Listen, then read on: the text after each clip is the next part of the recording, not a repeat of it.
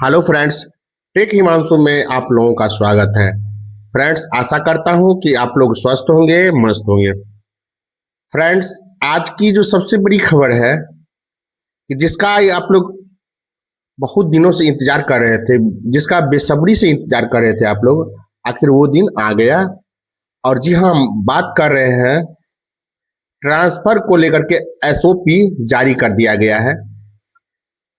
तो चलिए फ्रेंड्स, हम लोग देखते हैं कि इस एसओपी में क्या डिटेल्स है, किनका ट्रांसफर होगा, किनका नहीं ट्रांसफर होगा, कैसे क्या होगा, सारा का सारा डिटेल्स इसमें लिखा हुआ है।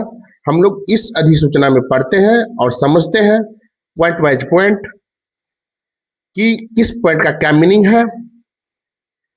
तो चलिए फ्रेंड्स, हम लोग स्टार्ट करते हैं।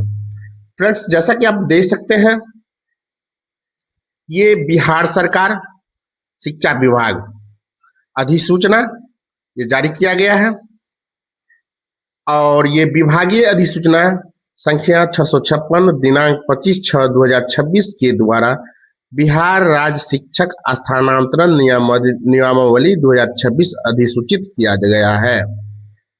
इस नियमावली के तहत स्थानांतरण संबंधित सभी कार्य विभागीय पोर्टल यानी ई शिक्षा कोष के माध्यम से किया जाना है।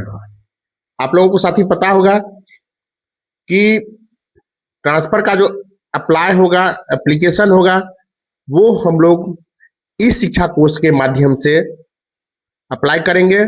हम लोगों को ऑप्शन भी दिया जाएगा, टोटल 30 विकल्प दिया जाएगा और उसी विकल्प में से एक न एक विद्यालय आवंटित कर दिया जाएगा।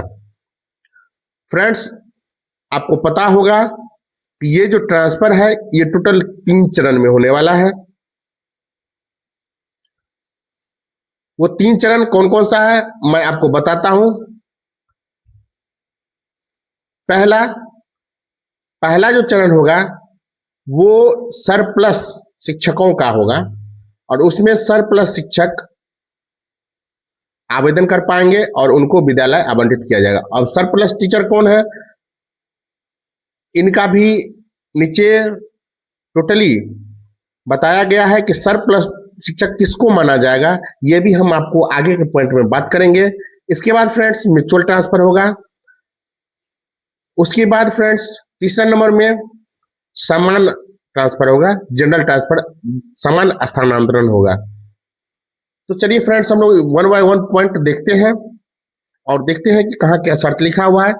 फ्रेंड्स, यहाँ पर आप देख सकते हैं कि प्रथम सम व्यवहार में नियमावली की कंडिका 3(9) में अंकित 5 वर्ष की न्यूनतम अवधि संबंधी शर्त को मात्र स्थानांतरण हेतु आवेदन देने से निमित्त शिथिल रखा जाएगा। मतलब नियमावली जो निकला था उसमें 5 साल दिया गया था, लेकिन इस ट्रांसफर में जो है उसको शिथिल रखा जाएगा, वो अप्लाई नहीं होगा, वो रूल एप्लीकेबल नहीं होगा। अब दूसरा नंबर में पॉइंट, सबसे बड़ी बात यह है कि परिवीक्षा अवधि में रहने वाले शिक्षक, यहाँ पे देख सकते हैं परिवीक्षा अवधि में रहने वाले शिक्षक, प्रधानाध्यापक या प्रधान शिक्षक स्थानांतरण हेतु पात्र नहीं होंगे। अब परिवीक्षा अवधि में क्या है कि जिनका प्रोबेशन पीरियड अभी चल रहा है वो इस ट्रांसफर में अप्लाई नहीं कर पाएंगे। यानी सबसे बड़ा क्षति हमारे TRE 3 वाले जो शिक्षक साथी हैं उनको होने वाला है, इस पॉइंट के अनुसार मुझे लगता है, क्योंकि यहाँ पे क्लियर कर दिया गया है कि जिसका प्रोबेशन पीरियड समाप्त नहीं हुआ है, पूरा नहीं हुआ है, वो इस ट्रांसफर के लिए अप्लीकेबल नहीं है, अप्लाई नहीं कर सकते हैं। फ्रेंड्स, ये दूसरा नंबर पॉइंट बोल रहा था।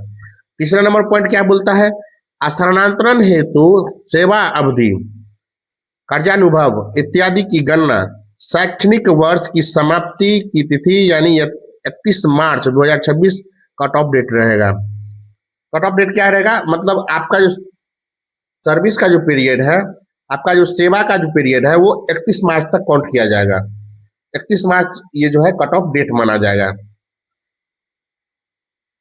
अब नेक्स्ट पॉइंट क्या है, विगत 2 वर्षों में स्थानांतरित शिक्षक पारस्परिक स्थानांतरित सहित भी इस चरण के स्थानांतरण हेतु पात्र होंगे।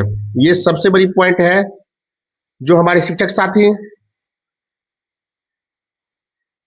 पारस्परिक स्थानांतरण लिए हैं, म्यूचुअल ट्रांसफर ले लिए हैं, पिछला साल हुआ था, वो भी इस स्थानांतरण में भाग लेंगे, उनको भी स्थानांतरित किया जाएगा अगर वो अप्लाई करते हैं, अगर वो चाहते हैं तो। ये हमारे शिक्षक साथी के लिए बहुत इंपॉर्टेंट चीज है। पांचवा पॉइंट देखते हैं फ्रेंड्स। विभाग द्वारा निर्गत मानक मंडल के आधार पर विद्यालयवार शिक्षकों की आवश्यकता के गणना हेतु शैक्षणिक सन 2025 से 26 के नामांकन को आधार माना जाएगा। ये देखिए क्लियर लिखा हुआ है। मतलब मानक मंडल के द्वारा जो तय किया गया मानक है वो 2025-26 यानी पिछले साल, अभी तो 26-27 सेशन चल रहा है, 2025-26 में बच्चों का जो संख्या है उसके आधार पे माना जाएगा। नेक्स्ट पॉइंट 6 नंबर क्या कहता है। शिक्षा का अधिकार नियम 2009 के प्रावधानानुसार ही प्राथमिक विद्यालयों के लिए शिक्षक की आवश्यकता का आकलन किया जाएगा, क्योंकि राज्य सरकार द्वारा प्रत्येक प्राथमिक विद्यालय 1 से 5 के लिए प्रधान शिक्षक का एक एक पद सृजित है गया है। ये जो बताया गया है फ्रेंड्स, ये 6ठा नंबर पॉइंट कहता है कि प्राथमिक विद्यालय में 1 से 5 के विद्यालय में 1 से 5 तक के विद्यालयों में कम से कम एक प्रधान शिक्षक होना चाहिए और 30 बच्चे पे एक शिक्षक होना चाहिए, और वहीं 6 to 8 के लिए 35 बच्चे पर एक शिक्षक होना चाहिए। ये रूल कहता है। 6ठा नंबर पॉइंट। इसके बाद देखिए फ्रेंड्स, समायोजन समानुपातिकरण हेतु अधिशेष शिक्षकों वाले विद्यालय एवं अधिक अभाव वाले विद्यालय की सूची विभागीय पोर्टल पर प्रकाशित की जाएगी। यानी कि जिस विद्यालय में शिक्षक अधिक है और जिस विद्यालय में शिक्षक कम है उसकी सूची भी प्रकाशित की जाएगी, और ये इस शिक्षा पोर्टल पर अपलोड कर दिया जाएगा ताकि सभी लोग इसे देख सके और समझ सके। अब नेक्स्ट पॉइंट क्या कहता है। अधिशेष एवं अभाव वाले विद्यालयों का जिला द्वारा सत्यापन के उपरांत अधिशेष शिक्षक के रूप में ऐसे शिक्षकों को चिन्हित करने की प्रक्रिया निम्नवत होगी। यानी कि सरप्लस शिक्षक कौन होंगे, इसके लिए यहाँ पर देख सकते हैं कि 3 पॉइंट दिया हुआ है। इसको फ्रेंड्स आप लोग अच्छी तरह से समझिएगा, वीडियो को स्किप मत करिएगा, क्योंकि ये आप लोगों के लिए बहुत ही इंपॉर्टेंट चीज है और कहीं भी वीडियो को स्किप नहीं करना है, आपको 1 by 1 पॉइंट देखना है। फ्रेंड्स यहाँ पर पहला नंबर पॉइंट देख सकते हैं कि सरप्लस कौन होगा। 5 वर्ष या इससे अधिक अवधि, यहाँ पर 5 वर्ष या इससे अधिक अवधि से संबंधित विद्यालय में पदस्थापित है तो उन्हें अधिशेष शिक्षक माना जाएगा।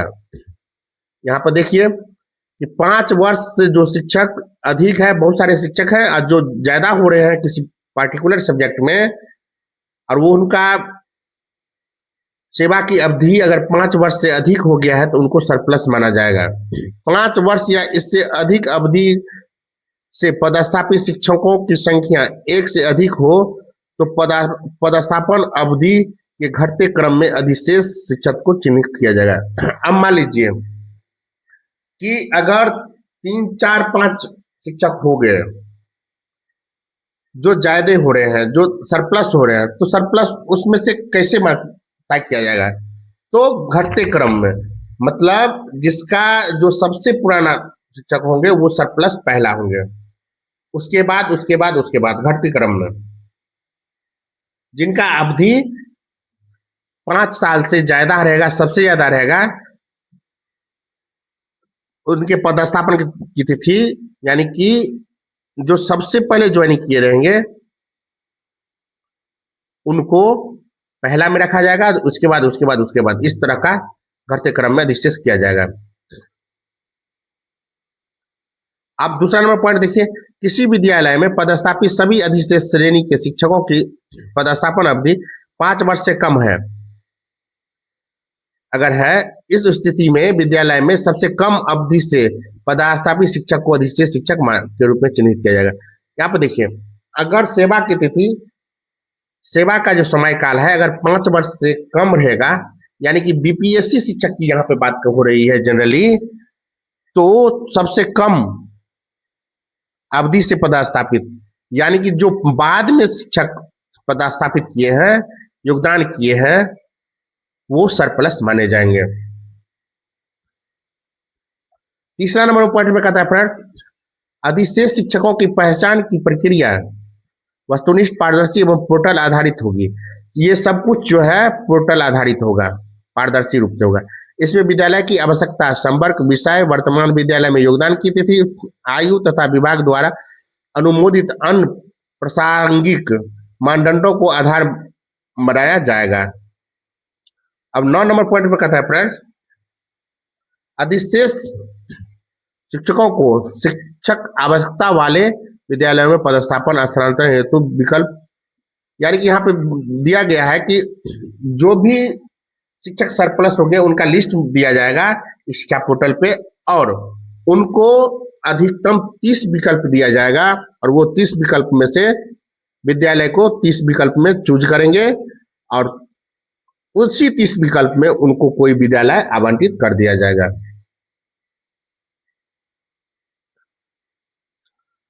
फ्रेंड्स 10वां नंबर पॉइंट क्या कहता है, ऐसे अधिशेष शिक्षक जो अंतर जिला, अंतर प्रखंड, अंतर प्रमंडल स्थानांतरण हेतु इच्छुक है, यानी कि ऐसे कोई भी शिक्षक, सरप्लस शिक्षक जो अंतर जिला देना चाहते हैं या अंतर प्रमंडल देना चाहते हैं, तो उनको 5-5 जिला या 5-5 अंतर प्रमंडल का ऑप्शन मिलेगा, और उसी में उनको 30 विकल्प मिलेगा। ये 10वां नंबर पॉइंट कहता है।